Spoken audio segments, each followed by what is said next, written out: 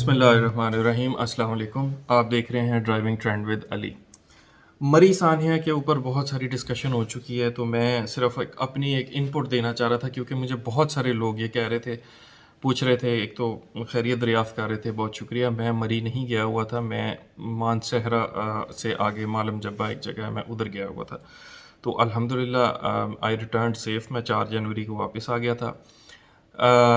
मुझे किसी किस्म के किसी ट्रैफिक जैम का सामना नहीं करना पड़ा, और मैं जो है हमने अपना जर्नी बहुत इन्जॉय किया था। तो मुझे बहुत से लोग ये क्वेश्चन कर रहे थे खैरियत दरियाफ़्त करने के बाद कि अली भाई, आपकी तो 4x4 है, आपको तो कोई प्रॉब्लम नहीं हुई होगी। देखें, एक चीज़ याद रखें, एक ऐसी गाड़ी जो टू व्हील ड्राइव है, लेकिन उसके पास उसने स्नो टायर्स लगाए हुए हैं या स्नो चेन लगाई हुई है, वो एक ऐसी 4x4 से बेहतर है जिसने समर टायर्स लगाए हुए हैं और कोई स्नो चेन नहीं लगाई हुई। ये चीज़ हमेशा याद रखिएगा। तो अगर आप समझते हैं कि आपके पास एक 4x4 है, प्राडो है, पिजेरो है, हाइलक्स है, और आपके समर टायर्स लगे हुए हैं, गर्मियों वाले टायर्स लगे हुए हैं, और आप उसके साथ स्नो में जा सकते हैं, क्योंकि जी लो जी साढ़े डाले नू कौन रोक सकता है, तो ये आपकी बहुत बड़ी गलत फहमी है। ये आप 4x4 भी लगा लें, चाहे 6x6 लगा लें। एक गाड़ी आती है 6x6 भी, मर्सिडीज़ की। तो अगर आपका टायर फिसल रहा है ना, तो उस गियर का, उस डिफरेंशियल लॉक का कोई फ़ायदा नहीं है। इसलिए याद रखें, हमें चाहिए ग्रिप, और ग्रिप आपकी टू व्हील ड्राइव भी ले सकती है अगर प्रॉपर टायर्स लगे हुए हैं या टायर्स पे चेन्स चढ़ी हुई हैं। तो एक तो ये मैसेज बड़ा देना ज़रूरी था, और मैंने टायर चेन्स लगाई थी। पिंडी से ख़रीदने की कोशिश की थी, लेकिन मेरे पास टाइम कम था, मैंने वहाँ से किराए पे लेके लगाई थी। अब मैंने अपनी ख़रीद ली हैं, आज पहुँच रही हैं। दूसरी बात ये कि सानिया के ऊपर मैंने डिस्कशन नहीं करनी, बहुत डिस्कशन हो चुकी है मीडिया पे भी, सोशल मीडिया पे, इलेक्ट्रॉनिक मीडिया पे। किसका फॉल्ट था, that's not my topic for today. मेरा काम, मैं सिर्फ आपको टिप्स देना चाहूँगा कि देखें, कभी भी अपने ट्रिप को प्लान ना करें वेदर फोरकास्ट देखे बगैर।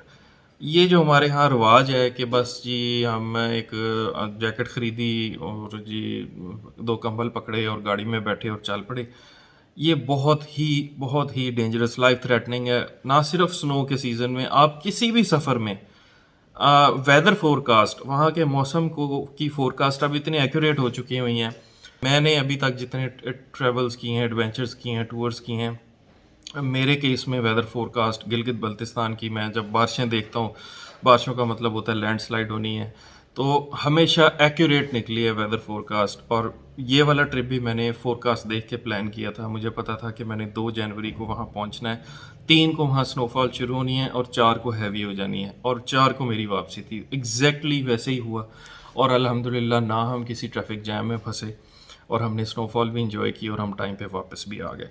तो प्लीज़ अपनी तैयारी उस हिसाब से करें। इमरजेंसी की हर चीज़ होनी चाहिए, टॉर्च, लाइट, गाड़ी के लिए रस्सी खींचने की, बैटरी स्टार्ट करने के लिए जंप केबल्स, फायर एक्सटिंग्विशर, और एक ब्यूटेन सिलेंडर वाला चूल्हा, या फिर केरोसिन ऑयल या पेट्रोल से जलने वाला चूल्हा। ये इसके ऊपर मैं एक छोटा सा वीलॉग करूँगा कि क्या क्या ऑप्शंस होती हैं इन केस आप कहीं फंस जाते हैं, इवन गाड़ी में भी, और आप गाड़ी का हीटर नहीं जला सकते, तो आप साइड पे कैंप अपना टेंट खोल के उसके अंदर आप हीटिंग अपनी अरेंज कर सकते हैं फॉर फ्यू आवर्स। सो ये बात नहीं है कि एक वेल ऑफ इंसान ही ये किसी बड़े टूर की तैयारी कर सकता है। मैं मोटरसाइकिल एडवेंचर्स पे करता हूँ, और मेरे साथ मोटरसाइकिल राइडर्स ऐसे होते हैं जिनका बजट जो है वो इतना ज़्यादा नहीं होता, लेकिन फिर भी उनकी तैयारी बहुत अच्छी होती है।